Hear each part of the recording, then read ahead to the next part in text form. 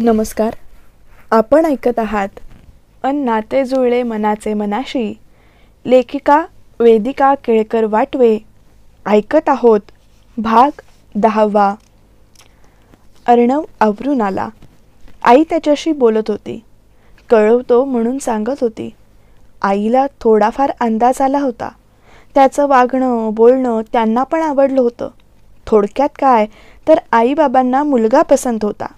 अक्षताच्या निर्णयावर पुढचं ठरणार होतं. अक्षता आवरून आली.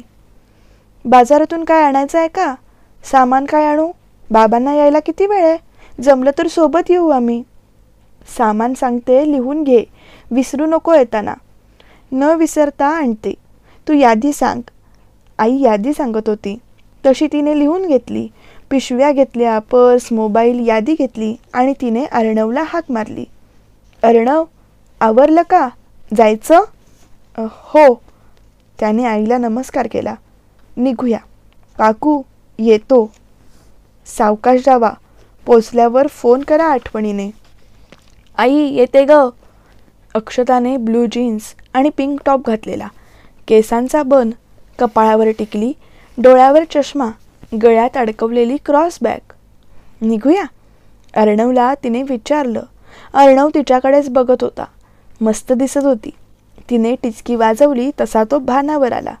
हो, चल चल बस. गाडी मी चालवू का?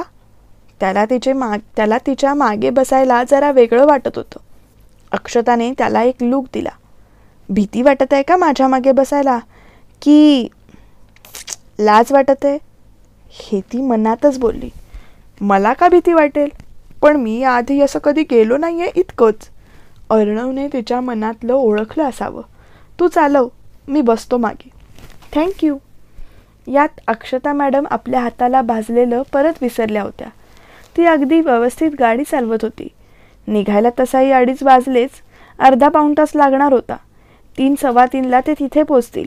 4ची ट्रेन. अगदीच काठावर जाण्यापेक्षा लवकर निघावं आणि शिवाय गप्पा होतील तोपर्यंत. अक्षताला रस्ता सवयीचा होता. वर्दळ कमी असल्यावर जरा स्पीड जास्तच होत होता. बाकी नॉर्मल स्पीड. एकीकडे गप्पा होत होत्या. अर्णव तिच्यावर इम्प्रेस नक्की झालेला. गाडी मस्त चालवतेस. हां, माझा हा पहिलाच अनुभव आहे.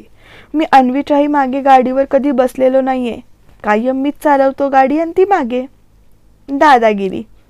अक्षू, काही तुझं, एक मात्र नक्की. काय? तुझं तिचं अन बाबांचं नक्की जमेल.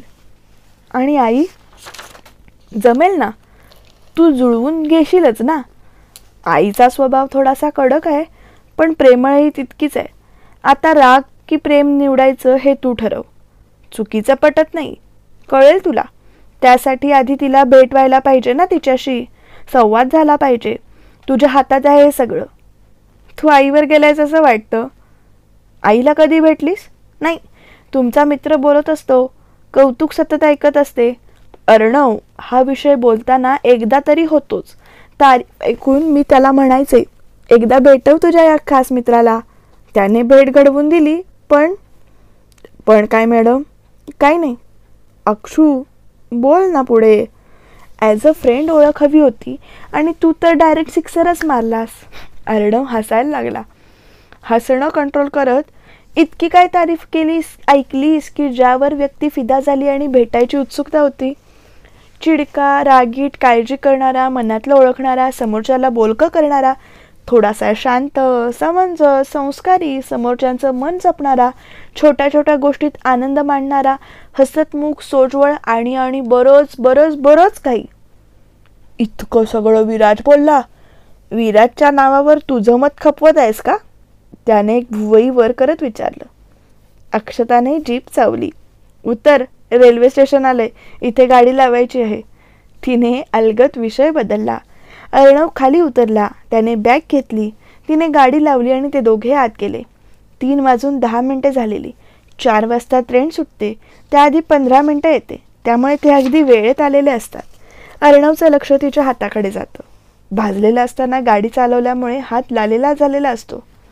अक्षता, हात बघ तुझा किती लाल झालाय. काय गरज होती गाडी चालवायची? मी सांगत होतो मी चालवतो. ऐकलं नाहीस? औषध आहे का गाडीत? अर्णव चिडलेला असतो. त्याच्या डोळ्यात राग, काळजी, प्रेम दिसत असते. ती त्याच्याकडे बघत बसते. अक्षता, मी काहीतरी विचारत आहे. सॉरी, मलम गाडीत नाही. गाडीची किल्ली दे, इथेच थांब, हलू नकोस अजिबात, समजलं? रागातच तो बोलतो. अर्णव गाडी घेऊन थोडं बाहेर जातो. मेडिकलमध्ये जाऊन मलम घेतो. स्टेशनवर येतो. अक्षता त्याच्या विचारात हरवलेली असते. तिला भानावर आणतो आणि मलम लावू लागतो. तो रागात असल्याने शांत असतो.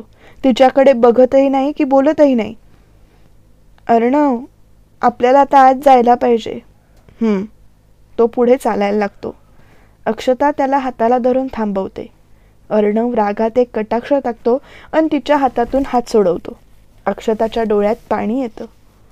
अर्णव, अरे सॉरी ना, प्लीज बोल. असं गप्प नको राहूस. ओरड पण बोल. न बोलण्याचा त्रास होतोय रे. बोल ना काहीतरी, प्लीज.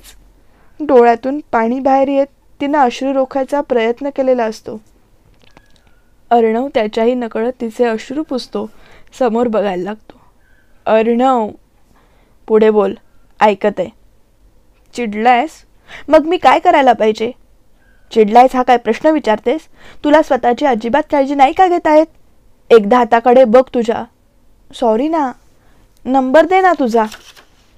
असा का बघत आहेस माझ्याकडे? माझ्याकडे तुझा नंबर नाही म्हणून मागितला. कशाला पाहिजे माझा नंबर? दे ना नंबर. इतकं काय आहे त्यात? कशासाठी? तो अजून रागातच असतो. बाईसाहेब विषय बदलत आहेत हे त्याच्या लक्षात येतं, म्हणून त्याला अजून राग येतो. नंबरवरून फोन करून बोलायला पाहिजे. त्याच्याशिवाय बोलता कसं येणार ना, चिडकू. अक्षू, देत आहेस ना नंबर? घे एकदाचा. किती चिडतोस? तुझी गर्लफ्रेंड नसेलच बहुतेक. नव्हती.